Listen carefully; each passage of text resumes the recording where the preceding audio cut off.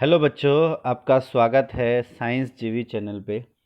बच्चों, आपका mid term का एग्ज़ाम कंप्लीट हो गया है और अब जो मिड टर्म के बाद फाइनल टर्म का एग्ज़ाम की तैयारी में जो फाइनल टर्म का सिलेबस है उसका फर्स्ट चैप्टर है आपका चैप्टर 4 कार्बन एवं उसके यौगिक। हालांकि फाइनल टर्म में तो पूरी बुक आनी है, बट जो चैप्टर जो बचा हुआ है उसमें केमिस्ट्री का जो एक ही चैप्टर बचा था वो है कार्बन और उसके यौगिक। उसी को आज हम स्टार्ट करते हैं।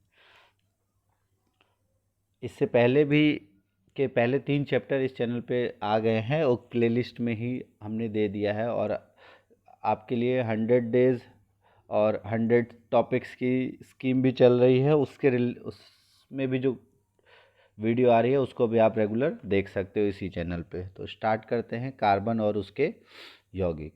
तो पिछले अध्याय में हमने ऐसे यौगिकों को बारे में पढ़ा था जो महत्वपूर्ण है। इसमें जो सबसे पहले इम्पोर्टेंट चीज़ है वो क्या है? तो कार्बन जो है, कार्बन के आसपास, हमारे आसपास अगर देखें तो हर एक चीज़ में कार्बन है। ठीक है, चाहे आप भोजन हो, दवाई, कपड़े, वस्तु, हर चीज़ में तो कार्बन जो है वो सर्वतोमुखी तत्व कार्बन पर आधारित है। कार्बन के बहुत सारे गुण होते हैं और हर चीज़ में ये प्रेजेंट होता है। आप अपने आसपास कोई भी चीज़ लोगे उसमें कार्बन कहीं ना कहीं होगा ही। ठीक है, और सभी सजीव संरचनाएं कार्बन पर ही आधारित होती है। जितनी भी सजीव संरचना, जो भी जीवित चीज़ है उसमें कार्बन होती है। इसके अलावा जो हमारी धरती की भूपर्पटी है, जो हमारा पहला अब ऊपरी परत है, और जो वायुमंडल है इसमें भी कार्बन उपस्थित है, लेकिन बहुत कम मात्रा में। अगर हम बात करें हमारे भूपर्पटी पे तो उसमें खनिज के रूप में है, जैसे कार्बोनेट, हाइड्रोजन कार्बोनेट, कोयला, पेट्रोलियम, इस रूप में कार्बन मौजूद है। और केवल 0.02% कार्बन उपस्थित है। और वायुमंडल में केवल 0.03% कार्बन डाइऑक्साइड उपस्थित है। और इतनी कम मात्रा के होने के बावजूद भी कार्बन का बहुत अधिक महत्व है। और इस चैप्टर में हम इसी के बारे में पढ़ेंगे कि कार्बन का इतना महत्व क्यों है।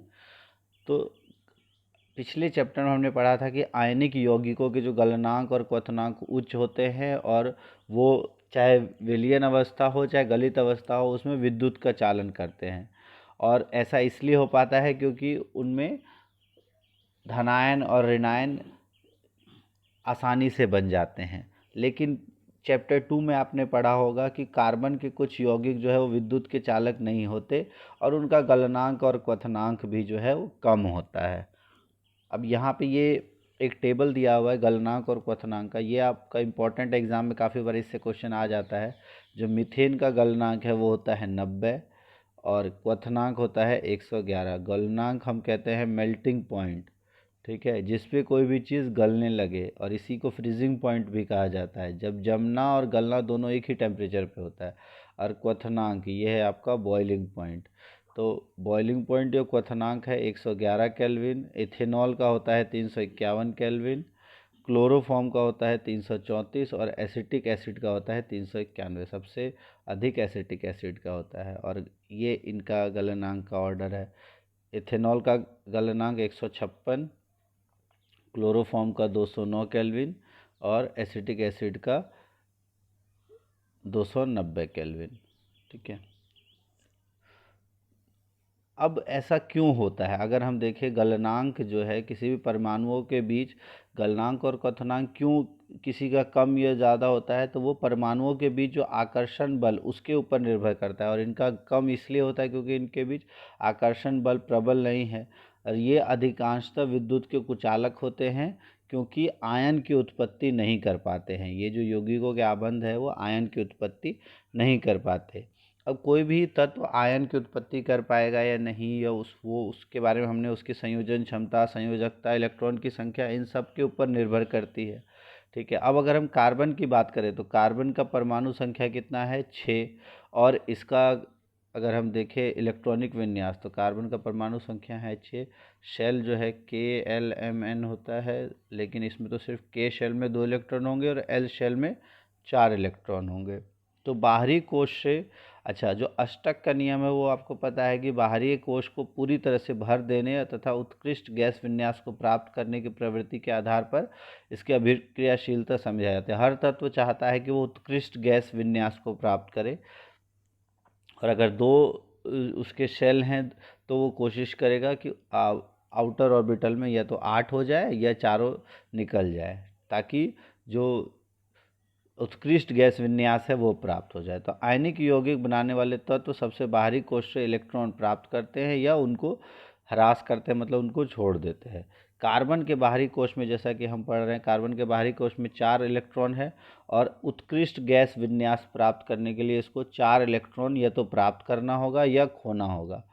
और अगर 4 इलेक्ट्रॉन खोता है तो क्या होगा और पाता है तो क्या होगा। अगर 4 इलेक्ट्रॉन प्राप्त करेगा ये, तो C4 माइनस ऋण आयन बनाएगा, और जो 6 प्रोटॉन है, जो इसके नाभिक है उसमें 6 प्रोटॉन है, 6 पॉजिटिव चार्ज है, तो 6 प्रोटॉन वाले नाभिक के लिए 10 इलेक्ट्रॉन को धारण करना काफ़ी मुश्किल होता है, इसीलिए 6 4 माइनस आसानी से नहीं बनता है।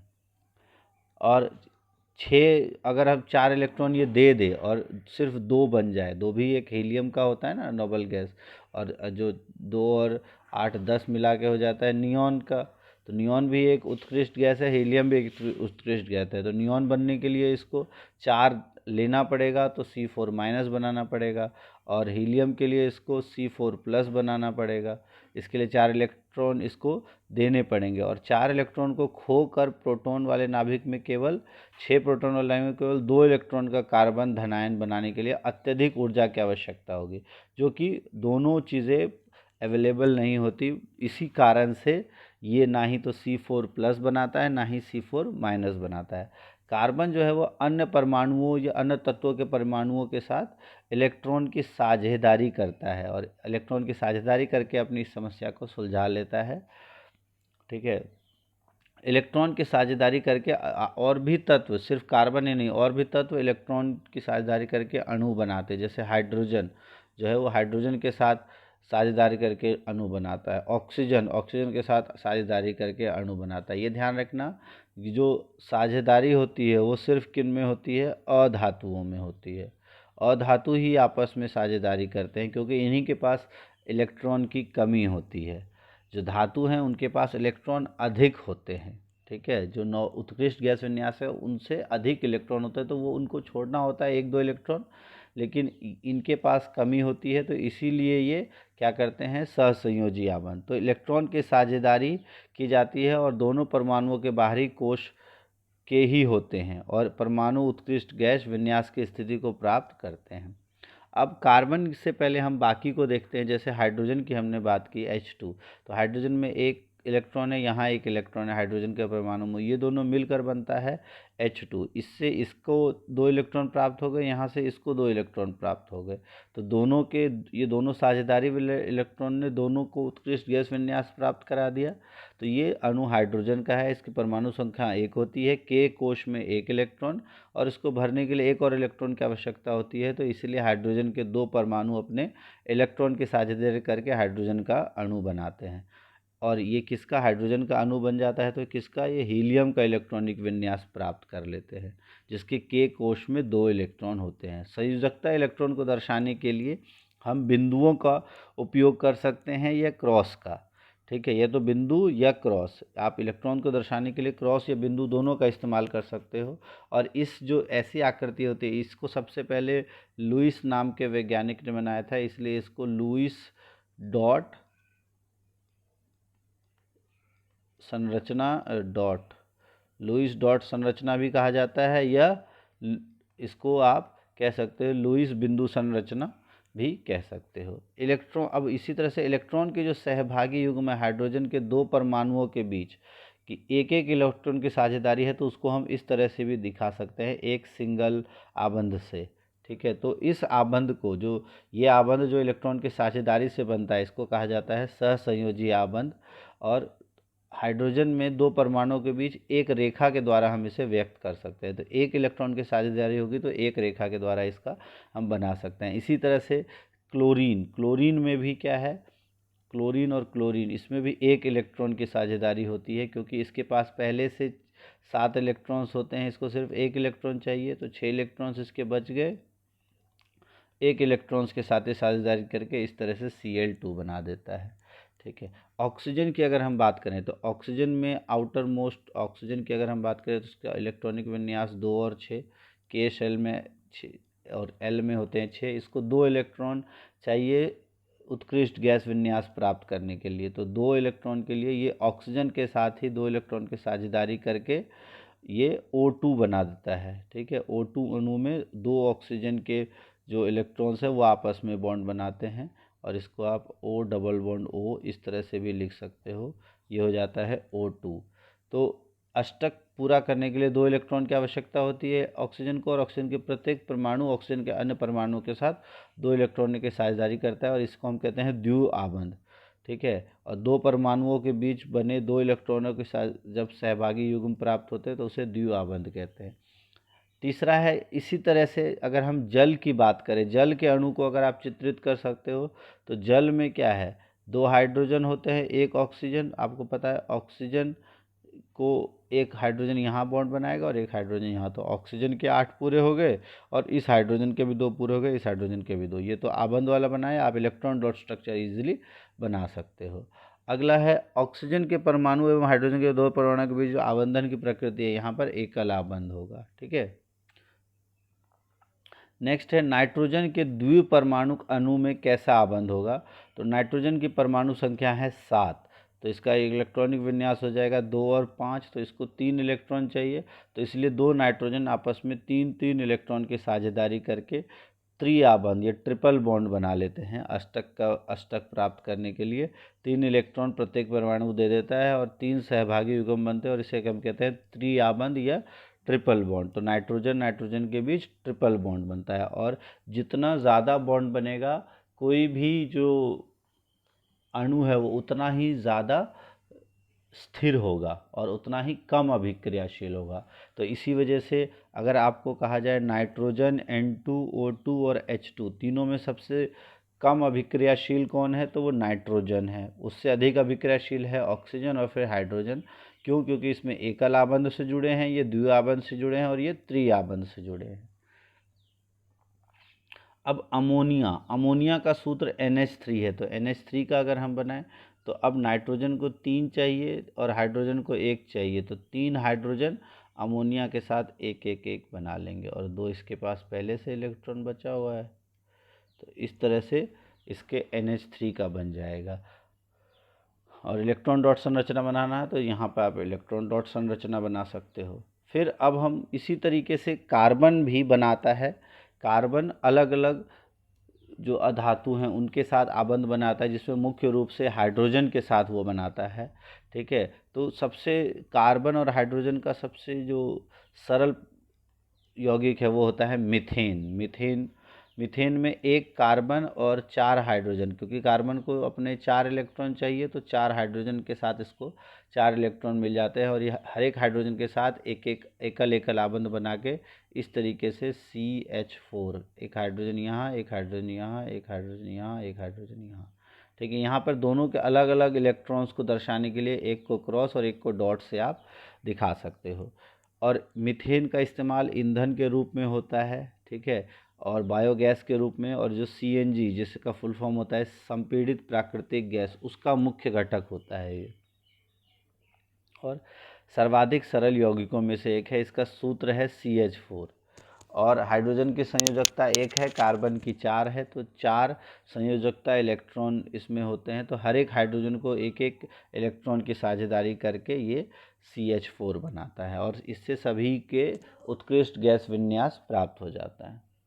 तो अब इसी प्रकार जितने भी जो 2 परमाणुओं के बीच इलेक्ट्रॉन के युग्म के साझेदारी से बनने वाले आबंध सहसंयोजी आबंध कहलाते हैं और इनके भीतर प्रबल आबंध होता है, लेकिन इनका अंतरानुक बल दुर्बल होता है। मतलब इनके जो अंतर के अणु के जो अंतर आपस में अणुओं के बीच का जो बल है वो कमज़ोर होता है और इसीलिए इनके गलनांक और क्वथनांक कम होते हैं। और परमाणु के बीच इलेक्ट्रॉन की साझेदारी होती है और आवेशित कण बने होते हैं, तो ऐसे सहसंयोजी विद्युत के कुचालक होते हैं। ठीक है, इलेक्ट्रॉन की तो साझेदारी होता है और लेकिन इसमें इलेक्ट्रॉन के आवेशित कण बनते हैं परंतु इसमें आयन नहीं बनते। ठीक है, और इस कारण से ये विद्युत के कुचालक होते हैं। अब कार्बन के अपर रूप, यहाँ से क्वेश्चन काफ़ी आता है। हमारे जो पृथ्वी की अगर हम बात करें तो कार्बन के अलग अलग रूप दिखाई देते हैं, अलग अलग रूप में कार्बन पाई जाती है। तो जिसमें सबसे प्रमुख तीन है, हीरा, ग्रेफाइट और फुलेरिन। तो हीरा जो है वो कार्बन के परमाणु से बना होता है, और कार्बन की एक खास बात क्या होता है कि वो अपने जैसे तत्वों के साथ ही, जैसे कार्बन कार्बन के साथ ही लंबी श्रृंखला बना देता है। इस जो गुण है इसको हम कहते हैं श्रृंखलन। क्या कहते हैं? श्रृंखलन। उसके बारे में आगे और पढ़ेंगे हम। तो इस श्रृंखलन गुण के कारण ही जो हीरा, ग्रेफाइट, ये कार्बन के परमाणुओं से ही बनता है। इसमें एक ही कार्बन कार्बन के साथ, अलग अलग कार्बन के साथ बॉन्ड बनाता है। तो हीरा में जो है कार्बन का प्रत्येक परमाणु 4 अन्य कार्बन के परमाणुओं के साथ आबंधित होता है, और इसमें सारे एकल आबंध में होते हैं और एक 3D स्ट्रक्चर बना लेता है। इसके अलावा ग्रेफाइट की अगर हम बात करें तो ग्रेफाइट में प्रत्येक कार्बन परमाणु का आबंध कार्बन के अन्य 3 परमाणुओं के साथ होता है, जिसमें से एक षटकोणीय व्यू मिलता है। इस तरह से ग्रेफाइट का संरचना मिलता है, और इसमें एक द्वि आबंध भी होता है। इसके कारण कार्बन की संयोजकता पूर्ण हो जाती है। ग्रेफाइट की संरचना षटकोशीय तल एक दूसरे के ऊपर व्यवस्थित इस तरीके से होते हैं, ठीक है। और इन दो विभिन्न संरचनाओं के कारण इनमें काफ़ी अंतर होता है। रासायनिक गुणधर्म दोनों का सेम है, लेकिन अगर हम भौतिक गुणधर्म की बात करें तो हीरा जो है वो सर्वाधिक कठोर पदार्थ होता है, और ग्रेफाइट चिकना और फिसलन भी भरा होता है। और ग्रेफाइट विद्युत का सुचालक होता है, हीरा विद्युत का कुचालक होता है। दो अंतर आप इसमें से आसानी से 2 से 3 अंतर हीरा और ग्रेफाइट में निकाल सकते हो। इसके अलावा शुद्ध कार्बन, आजकल जो है हीरा पहले कार्बनीकरण के द्वारा ही बनता था, बट आजकल हम उसे लैब में भी बना सकते हैं। अत्यधिक दाब और ताप पर हीरे को संश्लेषित किया जा सकता है, और ऐसे हीरे आर्टिफिशियल डायमंड या संश्लेषित हीरे कहे जाते हैं। इनका आकार बहुत छोटे होते हैं, लेकिन प्रकृति में हीरो से अभेदनीय होते हैं, मतलब उनमें आप डिफरेंस नहीं कर सकते। फुलेरिन, फुलेरिन भी कार्बन का एक अपर रूप का एक अन्य वर्ग है, जिसको C60, इसमें कार्बन के 60 जो परमाणु है वो आपस में जुड़े होते हैं, और इसका मॉडल एक फुटबॉल के रूप में व्यवस्थित किया जाता है। और ये जो आर्किटेक्चर है जो फुटबॉल के आकृति का है, ये बकमिस्टर फुलर एक आर्किटेक्ट थे, उनके द्वारा जो जियोडेसिक गुंबद के समान लगता है, और इसीलिए इस अणु का नाम फुलेरिन दिया गया, क्योंकि बकमिस्टर फुलर के जो डिजाइन है उसी के हिसाब से ये दिखाई देता है। अब अगला है CO2। पहला इंटेक्स प्रश्न है, CO2 सूत्र वाले कार्बन डाइऑक्साइड की इलेक्ट्रॉन बिंदु संरचना। तो CO2, तो O यहाँ है, O यहाँ है, ठीक है। इलेक्ट्रॉन बिंदु संरचना, तो ये इसको आप इस तरह से दिखा दो, और ऑक्सीजन वाले को आप क्रॉस से दिखा दो, ठीक है। यहाँ क्रॉस से दिखा दो तो ये इसके साथ बना लेगा, और ये इसके साथ बना लेगा। बाकी ऑक्सीजन के 4 यहाँ आप दिखाई दो।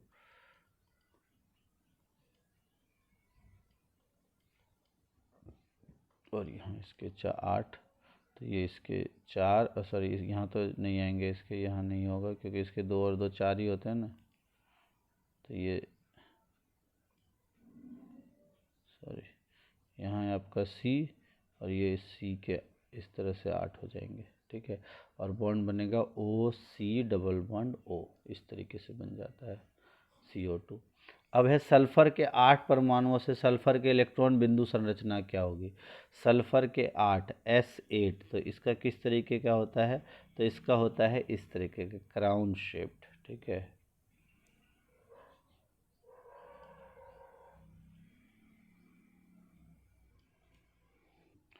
क्राउन शेप्ड होता है। थोड़ा सा इसको और सही कर लेते हैं, जैसे आपका मुकुट बनता है ना, उसी तरीके का। तो ये ऐसे गया, ठीक है, ये ऐसे, और ये ऐसे, ये ऐसे, और उसके बाद ये यहाँ पे आ जाता है आपका एक, फिर एक यहाँ, फिर एक यहाँ, और एक यहाँ। तो इस तरह से अगर देखो तो टोटल 8 एंड होते हैं आपके, टोटल 8 बिंदु होंगे आपके। यह देखो, तो 1 2 3 4 5 6 7 8, तो ये एक ताज की तरह से दिखाई देता है, इसलिए इसे हम क्राउन शेप्ड भी कहते हैं, W शेप्ड भी कहते हैं, ठीक है। तो इस तरह से S8 का स्ट्रक्चर बनता है। ठीक है, ये बहुत बार आ जाता है आपका एग्ज़ाम में S8, तो यहाँ पे सभी या S आ जाएगा, यहाँ S, यहाँ S, यहाँ S, सभी जगह पे यहाँ पे SS आ जाएगा। और ये S8, S में सल्फ़र में भी जो कैटिनेशन या जिसे हम कहते हैं श्रृंखलन की प्रवृत्ति होती है वो आगे और पढ़ेंगे हम। ठीक है, अब इसके बाद है कार्बन के सर्वतोमुखी प्रकृति। अब कार्बन जो है वो बहुत, हम देखें हमारे आसपास पाया जाता है, तो उसकी ऐसा क्यों होता है?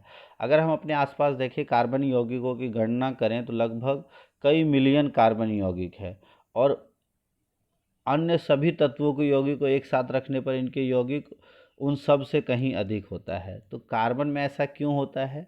दो चीज़ें, एक तो सहसंयोजी आबंध की प्रकृति, और कार्बन में बड़ी यौगिक बनाने की क्षमता होती है। तो कार्बन के जो अधिक प्रकृति में पाए जाते हैं पदार्थ, उसके दो कारण होते हैं। पहला, कार्बन में कार्बन के ही अन्य परमाणु के साथ आबंध बनाने की अद्वितीय क्षमता होती है, जिससे बड़ी संख्या में अणु बनते हैं। इस गुण को श्रृंखलन कहते हैं, जो हमने कहा ना कि कार्बन कार्बन के साथ ही बना पाता है। ठीक है, और कार्बन की एक दूसरा, कार्बन यौगिकों में कार्बन की लंबी श्रृंखला बन सकती है, इस तरह से शाखाएं बनाई जा सकती हैं। ठीक है, वलय में उपस्थित हो सकते हैं, मतलब एक सर्कल बन सकता है। तो किसी भी तरह का कार्बन जो है वो स्ट्रक्चर बना सकता है।